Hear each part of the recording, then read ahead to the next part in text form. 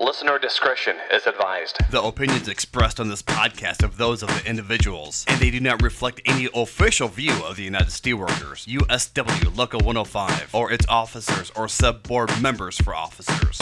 Now, from the banks of the mighty Mississippi, this is Steel Revolution. All right, podcast listeners, welcome to Steel Revolution 78.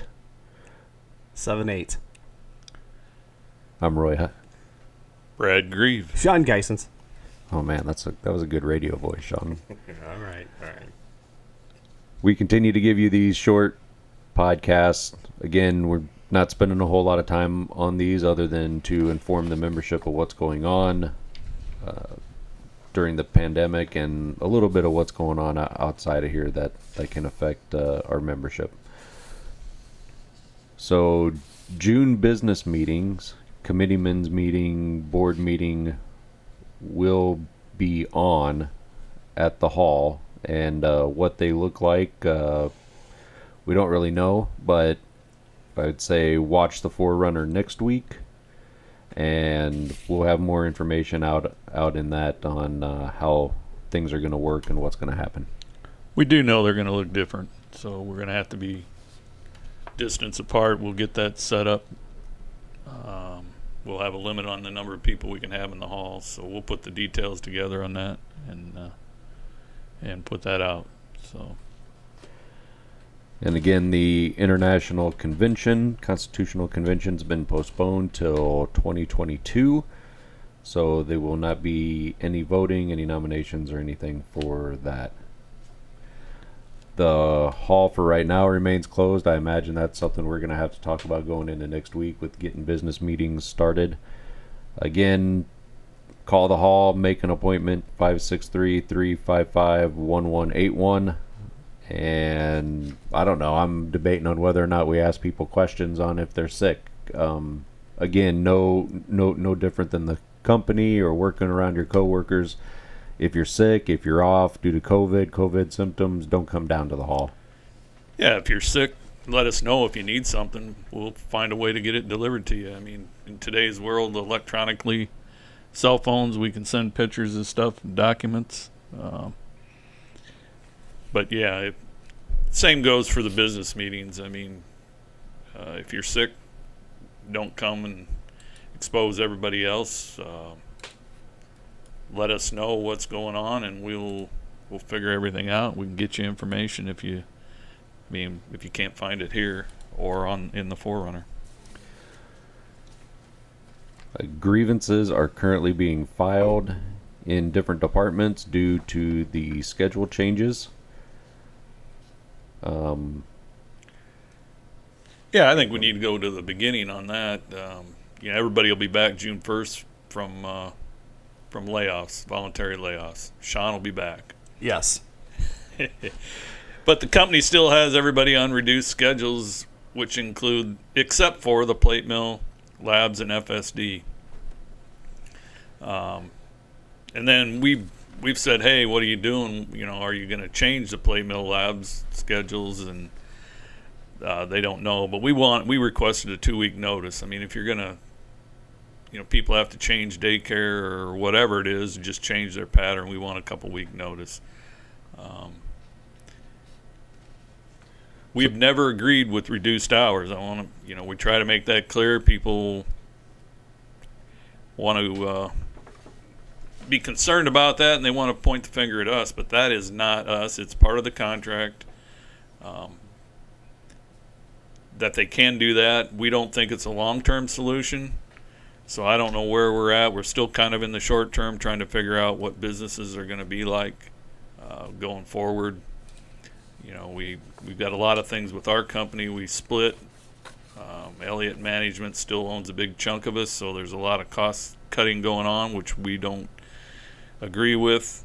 I like to run a efficient company, but you also got to take care of your employees. So Yeah, we've definitely heard the membership upset about being on this schedule. I know we all are down here too.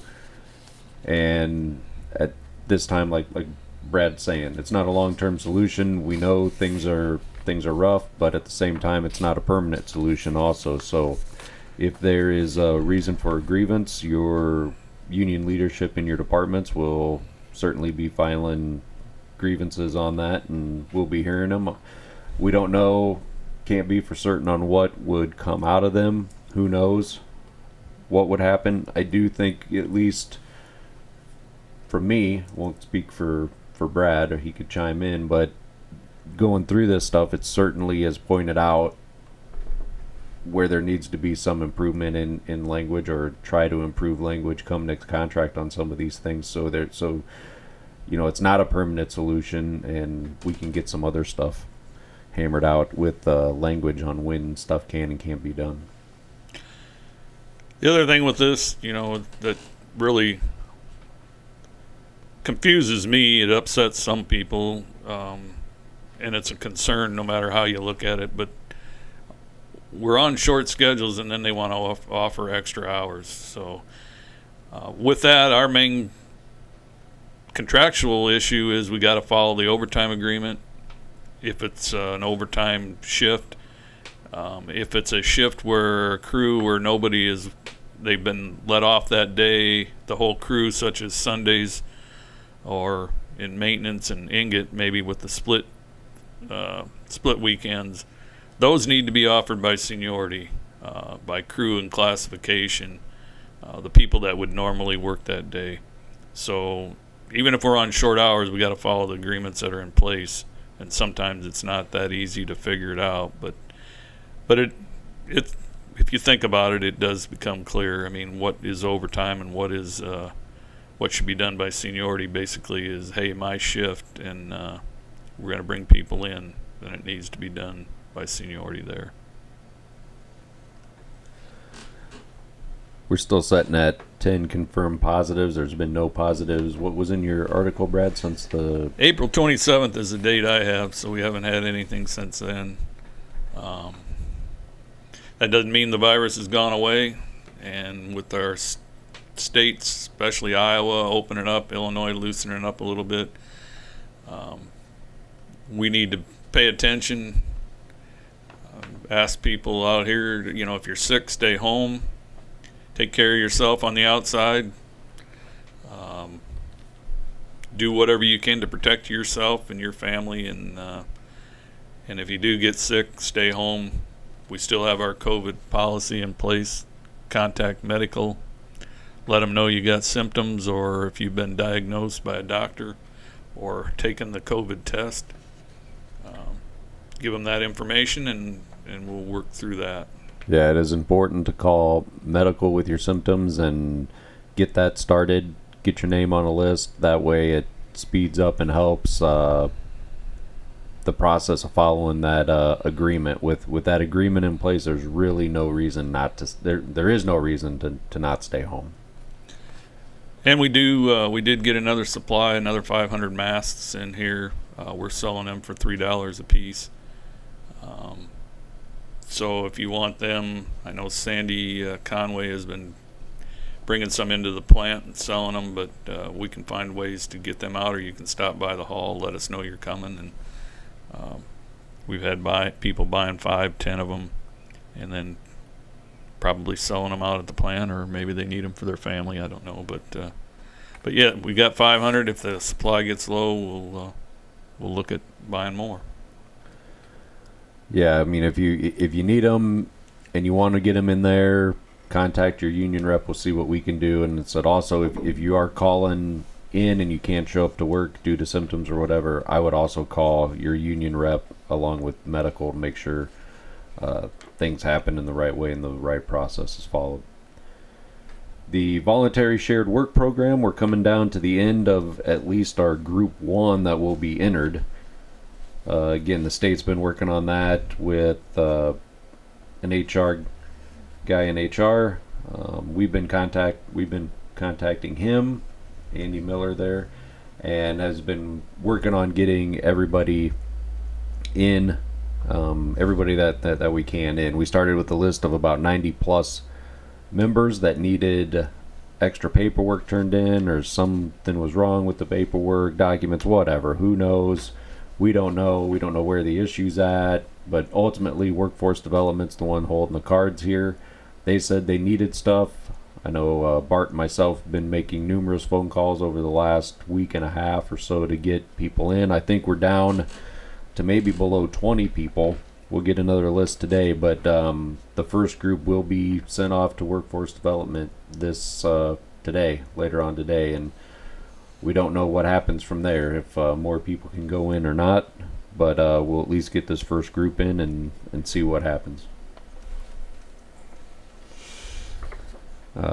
Cleaning continues throughout the plant.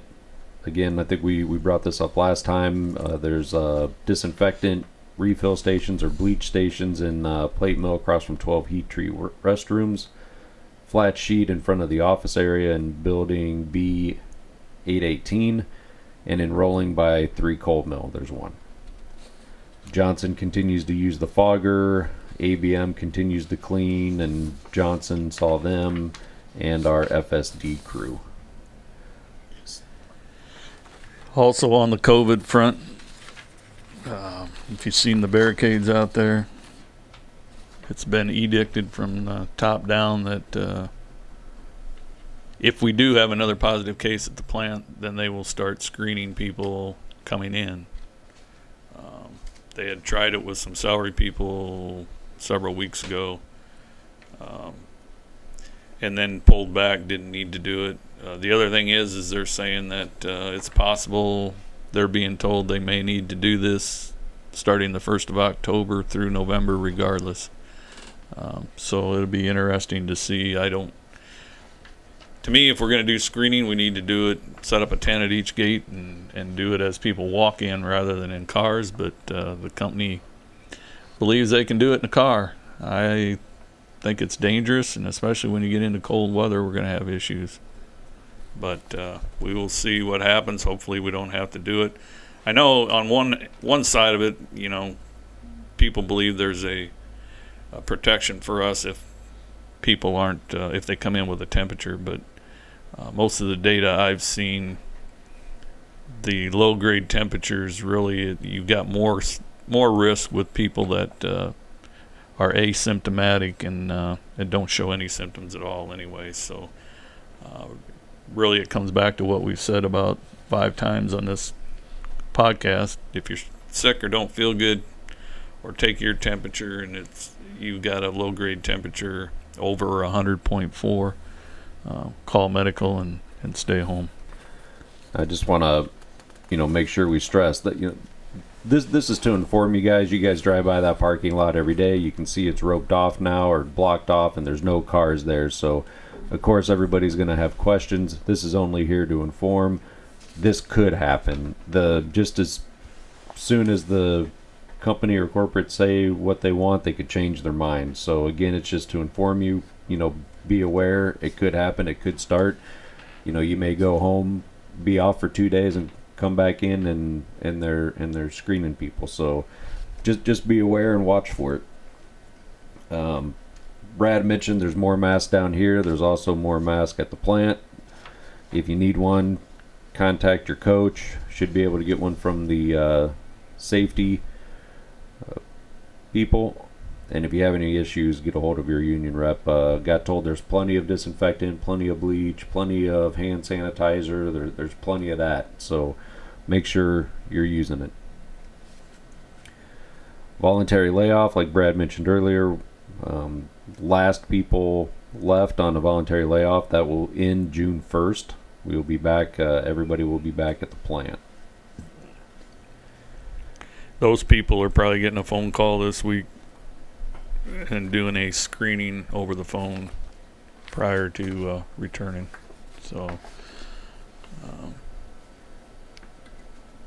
hopefully nobody has any issues with that, and we're all coming back. And that was another thing that was unexpected for me, but they're going to do it regardless of what I think. So expect that phone call if you've been off all this time on voluntary layoff and you're returning on June 1. And I'd say if you have an issue with that, try to get a hold of your committeeman or call the hall. Like we brought up before, The 401k parts of the CARES Act, that is in effect. It should have been in effect since the 13th. I messed around with it, so it seems to be working. If you have any questions, try to get a hold of a union rep or call down here. No, there's a, if you want to take part in any of that, there's a icon or a block in the middle of the page on that benefits page that says something about COVID relief. You need to click on that. There's a questionnaire, I know, as part of it. You need to fill that out, and then when you go through, you can either withdraw, take part in that, or you can stop your loan payments. Other new news, there will be a new vending company coming in. So they will be in the process. Aramark will be removing their machines. The new company, Imperial, will be delivering their machines, and that'll go on, I think, pretty much right now and continue on through somewhere around June 8th. Roughly, if you have any money on a card or whatever it was, I don't know. Don't know for sure. I didn't ever have one, but if you got a card through Aramark with money on it to be used in the vending machines or the mini mart, you need to get that cleared out. You need to spend that money by June 8th. If not, you're going to lose it. So, new company's Imperial, and we'll see how they go. And I know they're also talking about bringing back the lunch cart, knowing that there's issues with what the state was saying could and couldn't happen, but there's a meeting going on with that. We do have a representative there for the union talking about bringing that back. So I know that was a concern with people. They are working on bringing that back. The HEROES Act that we were talking about a few weeks ago did pass. While I don't believe the GROW Act was removed, right? Now, when it came out of the House, it passed with that as a part of it. So now we need to work on our senators. They don't seem to be doing too much with it right now. But anyway, we have to continue to, talk to your senator, give your senator's office a call or email, and tell them we need help for cities, states, and workers, and we do not need any reform in any of the pension plans or the PBGC. So we do need that, but we have a bill over there in the Senate waiting for them to vote on that, and it's called the Butch-Lewis Act, and they can dust that off and pass that, and we'll all be happy about that. But that came out of the House back this spring. Well, actually, last fall. So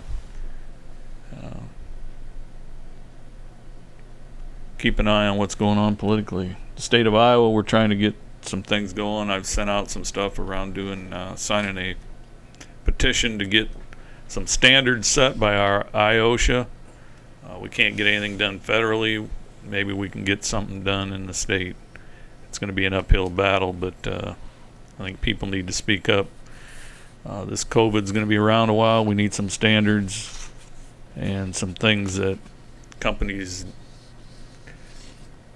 some compensation for people that need to stay home when they're sick, or if they have child care issues, what can we do to help them? So, yeah, again, that HEROES Act does have two good things in there that makes OSHA have a standard, also provides COBRA insurance for people that are laid off or lose their job. So again, two good pieces, one bad piece, and I think there's some extra money in there for some stuff too. So anyway, and I forgot to mention earlier, but we talked about that grievances being filed, people not being happy. Make sure you're telling your supervisor, whoever, you want to be back on a regular schedule. What bugs me, Brad, and I can't remember how much was the stock buybacks that they did before?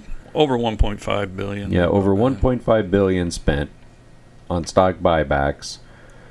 We've got a plate mill running strong. we have to reduce everybody else's hours. We can't give them anything extra. I mean, geez, Walmart's handing out, what was it, $100 or $300 a week for their employees to work during this. Meanwhile, we get nothing but another split and bad on the cash side coming out of it. So I mean, that seems to be what we get. Yeah, we allowed John Plant to run off with $50 million. $30 million of that I would consider as cash.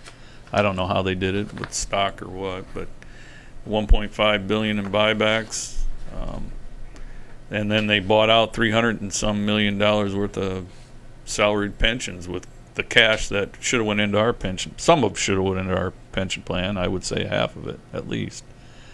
There's a lot more hourly retirees than there are salaried. So, but they wasted all the cash, and now we're in this situation, and they're trying to put it on us. And I'm not interested in. Again, like I said last week, it's one thing to do some things to keep everybody working, but it's another thing to shovel cash to the top. I don't have any proof of that yet, but Elliott Management is fully engaged in our company, and that's what I have a concern about. Moving on to the local area, at least. Iowa primary is June 2nd. Brad, is the absentee over with now? Well, you it can't close? make those requests anymore. May 22nd was the deadline for that, but if you have made a request before that, you should still get your ballot. Your ballot will come in the mail, and then it needs to be back in the mail before and postmarked before the end of voting on June 2nd. And a reminder, the endorsed candidates for Iowa: Teresa Greenfield, Abby for U.S. Senate, Abby Finkenauer for District 1, Rita Hart for District 2, Cindy Axney, District 3, J.D. Schloten, District 4. And I'll say a reminder, your dues dollars never go to candidates. It's against the law. PAC money, if you take part in PAC, can go to candidates. Have anything to add on that, Brent? No, just as I said in the Forerunner, if you live in Iowa, get out and vote. The primary elections, Tuesday, June 2nd. Oh, you got anything else, Brad, Sean? Oh, just, we talk about the schedules, and I mean, there is a lot of uncertainty in the business world and with our customers. So, right now, I mean, if you read the news, got to sort through what's out there on the internet, but Boeing and Airbus are slowing down. Again, that 737 MAX, that's been grounded. Even if that comes up, they got, I don't know what the number is, a lot of planes sitting around that are waiting. So, and nobody's flying that much. So I mean, not only do you have Boeing and Airbus having issues, but the airlines are having issues too, which are their customers. Right. So that's the long-term issue. Will people get back to flying, and will they need new airplanes? And then the automotive, they're slow at getting going. They've got some plants open. Dearborn had a positive COVID case. They shut down for a day or whatever, and then so they're slow going. They've had some supply issues.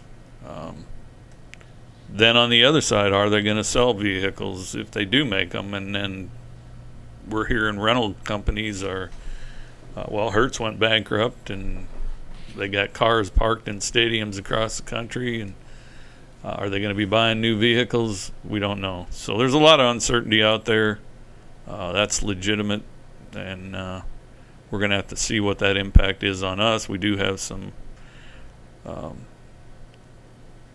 industrial metal that we can maybe pick up, but anyway, trying to keep people busy, and we do want to get back to our full schedules, because that's not 20% cut for us isn't going to go for very much longer, so it's not a good thing.